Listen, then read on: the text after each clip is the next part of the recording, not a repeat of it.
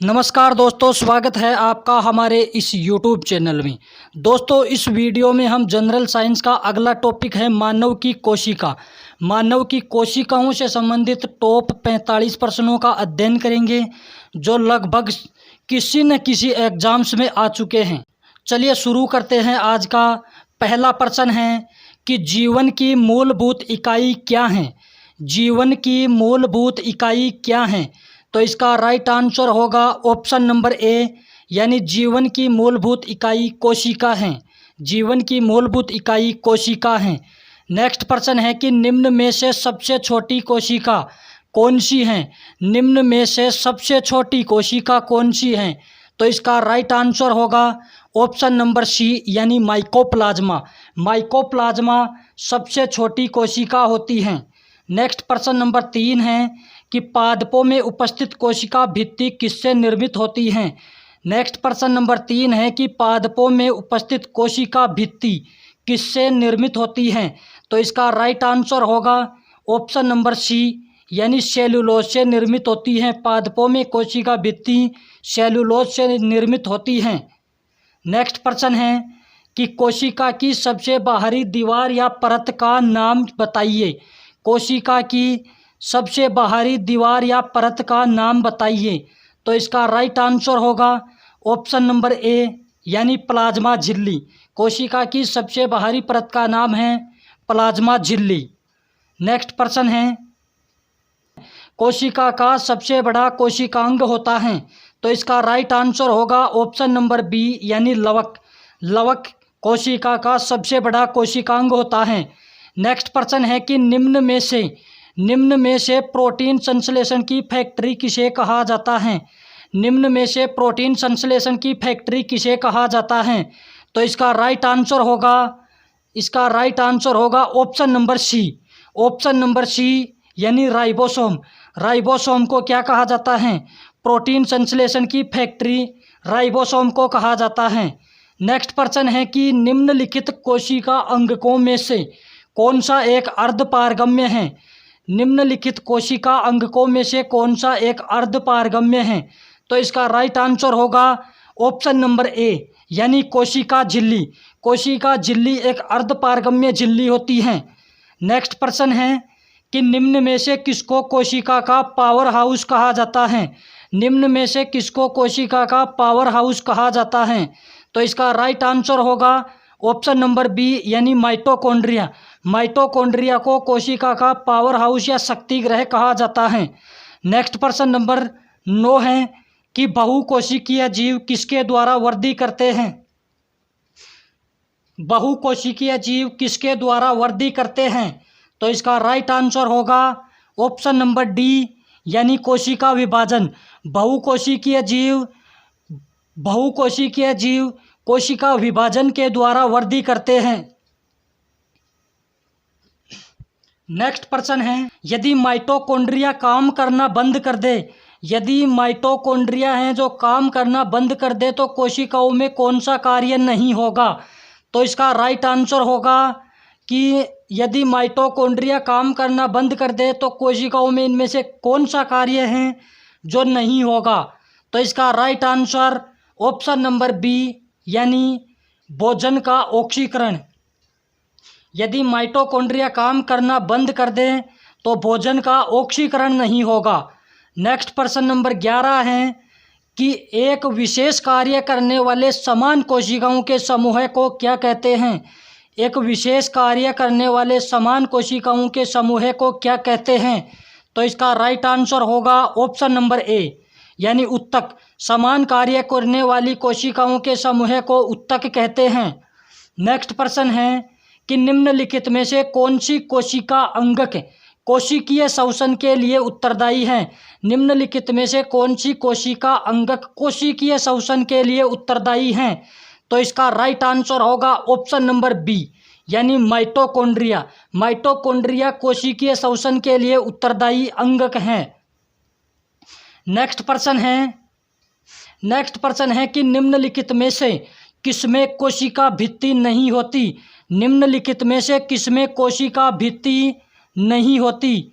इनमें से बताना है कि किसमें कोशिका भित्ति नहीं होती। तो इसका राइट आंसर होगा ऑप्शन नंबर सी, यानी माइकोप्लाज्मा। माइकोप्लाज्मा में कोशिका भित्ति नहीं पाई जाती है। नेक्स्ट प्रश्न है कि निम्नलिखित में से कौन सी कोशिका अंग पादप तथा जंतु कोशिका दोनों में उपस्थित होती हैं? कौन सी कोशिका अंग हैं जो पादप तथा जंतु कोशिका दोनों में उपस्थित होती हैं?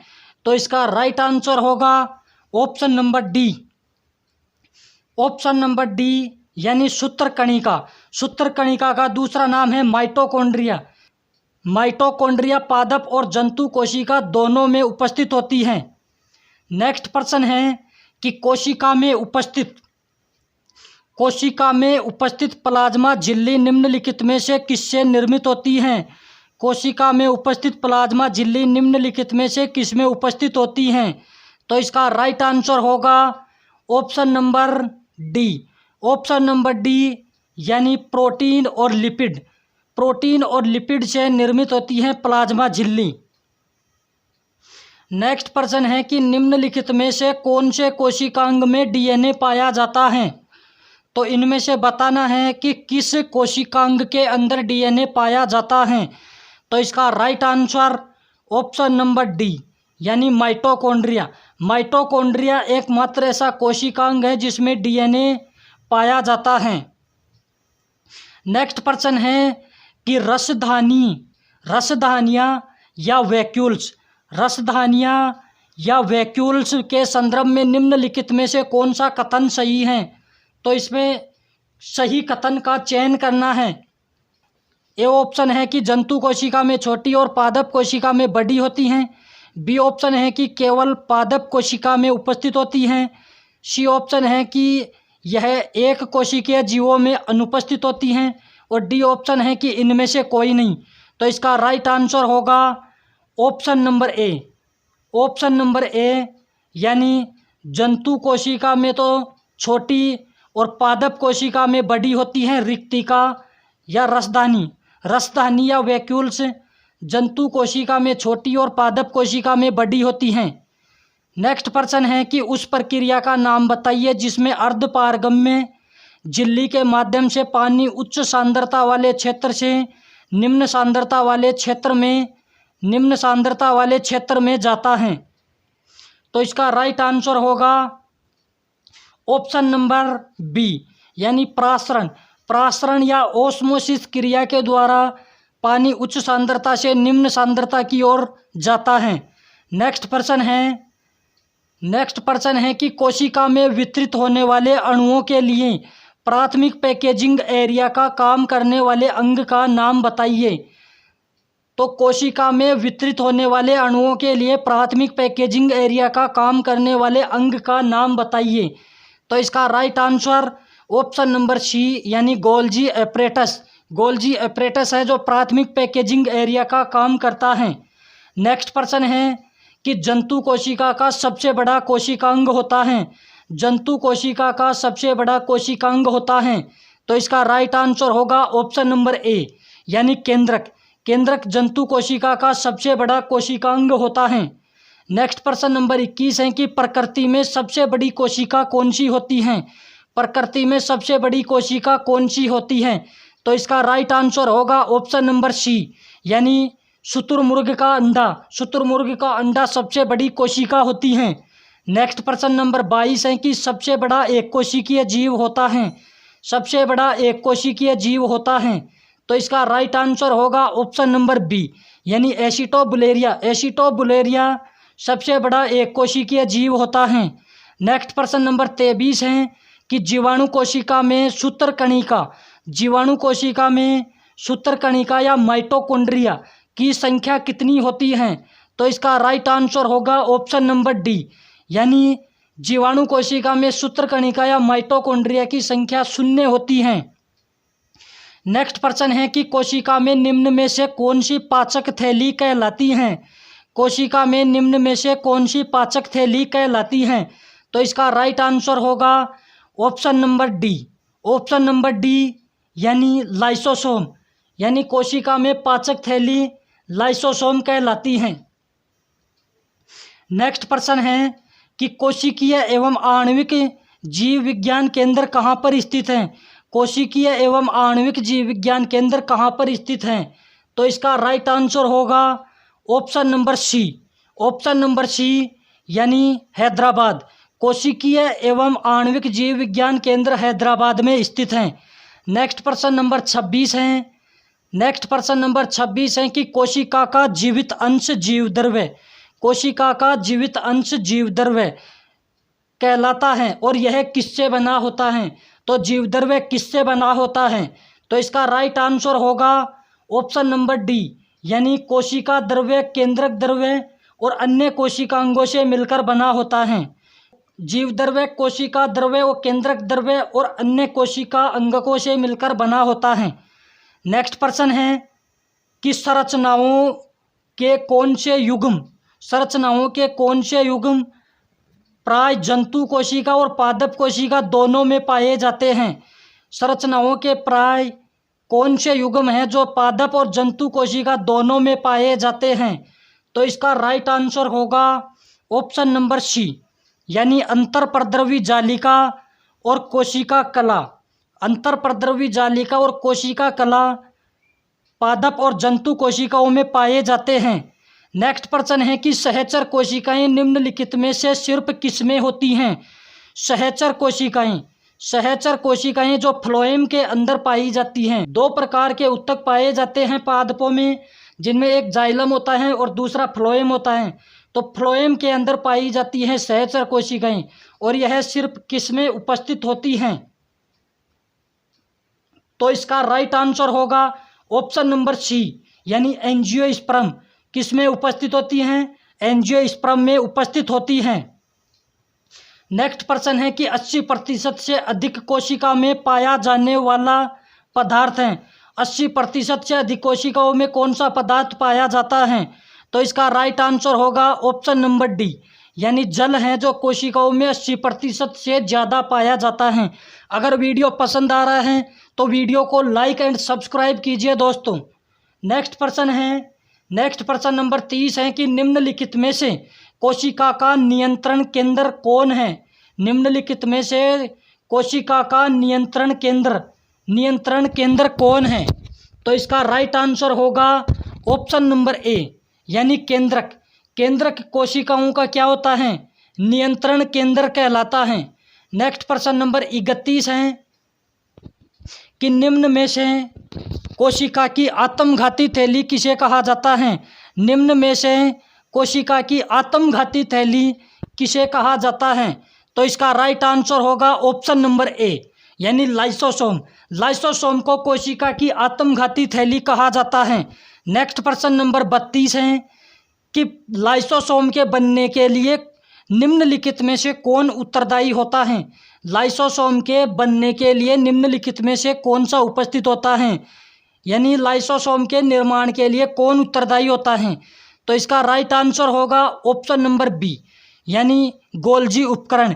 गोल्जी उपकरण है जो लाइसोसोम के बनने के लिए उत्तरदायी होता है। नेक्स्ट प्रश्न नंबर 33 है कि कोशिका के भीतर पाए जाने वाले जेली जैसे पदार्थ को क्या कहते हैं? कोशिका के भीतर जेली जैसे पदार्थ को क्या कहते हैं? तो इसका राइट आंसर होगा ऑप्शन नंबर ए यानी कोशिका द्रव्य। कोशिका द्रव्य, कोशिका के भीतर पाए जाने वाले जेली जैसे पदार्थ को कहा जाता है कोशिका द्रव्य। नेक्स्ट प्रश्न है कि उस प्रक्रिया का नाम बताइए जिसमें कोशिकाओं द्वारा पदार्थ का अंतर्ग्रहण प्लाज्मा झिल्ली द्वारा होता है। उस प्रक्रिया का नाम बताइए जिसमें कोशिकाओं द्वारा पदार्थों का अंतर्ग्रहण है जो प्लाज्मा झिल्ली के द्वारा होता है। तो इसका राइट आंसर होगा ऑप्शन नंबर डी यानी एंडोसाइटोसिस। एंडोसाइटोसिस द्वारा कोशिकाओं में पदार्थों का अंतर्ग्रहण होता है। नेक्स्ट प्रश्न नंबर 35 है कि 1665 ईस्वी में कोशिका की खोज किस वैज्ञानिक ने की थी? 1665 ईस्वी में कोशिका की खोज किस वैज्ञानिक द्वारा की गई थी? तो इसका राइट आंसर होगा ऑप्शन नंबर ए यानी रॉबर्ट हुक्स। नेक्स्ट प्रश्न है कि कोशिका का सबसे छोटा कोशिकांग होता है। तो कोशिका का सबसे छोटा कोशिकांग कौन सा होता है? तो कोशिका का सबसे छोटा कोशिकांग होगा राइबोसोम यानी ऑप्शन नंबर सी यानी राइबोसोम कोशिका का सबसे छोटा कोशिकांग होता है। नेक्स्ट प्रश्न नंबर 37 है कि वसा का संचय कोशिका का कौन सा अंग करता है। वसा का संचय कोशिका का कौन सा अंग करता है। तो इसका राइट आंसर होगा कि वसा का संचय कोशिका का कौन सा अंग करता है। तो right answer option number A, यानी गोल्जी काय है जो कोशिका में वसा का संचय करता है। नेक्स्ट प्रश्न नंबर 38 है कि प्रकृति में ज्ञात सबसे छोटा प्रोकैरियोटिक जीव है। प्रकृति में ज्ञात सबसे छोटा प्रोकैरियोटिक जीव है। तो इसका राइट आंसर होगा ऑप्शन नंबर ए, यानी माइटोकॉन्ड्रिया है जो प्रकृति में ज्ञात सबसे छोटा प्रोकैरियोटिक जीव है। नेक्स्ट प्रश्न है कि न्यूक्लियस या केंद्रक के अलावा डीएनए कहाँ पर पाया जाता है। न्यूक्लियस या केंद्रक के अलावा डीएनए कहाँ पर पाया जाता है। तो इसका राइट आंसर होगा ऑप्शन नंबर सी, यानी माइटोकॉन्ड्रिया। न्यूक्लियस और केंद्रक के अलावा माइटोकॉन्ड्रिया के अंदर खुद का डीएनए भी पाया जाता है। नेक्स्ट प्रश्न नंबर 40 है कि फलों और बीजों को विभिन्न प्रकार के आकर्षक रंग कौन प्रदान करता है। फलों और बीजों को विभिन्न प्रकार के आकर्षक रंग कौन प्रदान करता है। तो इसका राइट आंसर होगा ऑप्शन नंबर बी, यानी क्रोमोप्लास्ट। क्रोमोप्लास्ट के द्वारा फलों और बीजों को रंग प्रदान किया जाता है। नेक्स्ट प्रश्न है कि एक कोशिकीय जीव किस प्रकार प्रजनन करते हैं। एक कोशिकीय जीव किस प्रकार प्रजनन करते हैं। तो इसका राइट आंसर होगा ऑप्शन नंबर ए, यानी कोशिका विभाजन के द्वारा एक कोशिकीय जीव क्या करते हैं, प्रजनन करते हैं। नेक्स्ट प्रश्न है कि कोशिका के केंद्रक में कौन सा द्रव्य होता है। कोशिका के केंद्रक में कौन सा द्रव्य होता है। तो इसका राइट आंसर होगा ऑप्शन नंबर सी, यानी कोशिका के केंद्रक के अंदर न्यूक्लियोप्लाज्म पाया जाता है। कोशिका के केंद्रक में पाए जाने वाले द्रव्य को न्यूक्लियोप्लाज्म कहा जाता है। नेक्स्ट प्रश्न नंबर है कि निम्नलिखित में से कौन सी कोशिका अंगक केवल वनस्पति कोशिका में उपस्थित होती हैं। निम्नलिखित में से कौन सी कोशिका अंगक हैं जो केवल वनस्पति कोशिका यानी पादप कोशिका, वनस्पति कोशिका या पादप कोशिका में उपस्थित होती हैं। तो इसका राइट आंसर होगा ऑप्शन नंबर बी, यानी कोशिका भित्ति। नेक्स्ट प्रश्न है कि निम्न में से किस कोशिकांग को एटम बम के नाम से जाना जाता है। निम्न में से किस कोशिकांग को एटम बम के नाम से जाना जाता है। ए ऑप्शन में है न्यूक्लियोलस, बी ऑप्शन में है गोल्जी काय, सी ऑप्शन में है लाइसोसोम और डी ऑप्शन में है अंतरप्रद्रवी जालिका। तो इसका राइट आंसर होगा ऑप्शन नंबर सी, यानी लाइसोसोम को एटम बम के नाम से जाना जाता है। नेक्स्ट और अंतिम प्रश्न है कि निम्नलिखित में से किसको कोशिका का शक्ति ग्रह या पावर हाउस कहा जाता है।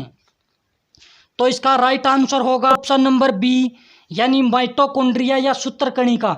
माइटोकॉन्ड्रिया या सूत्रकणिका को कोशिका का पावर हाउस या शक्ति ग्रह कहा जाता है। अगर वीडियो पसंद आया है तो वीडियो को लाइक एंड कमेंट्स कीजिए। धन्यवाद।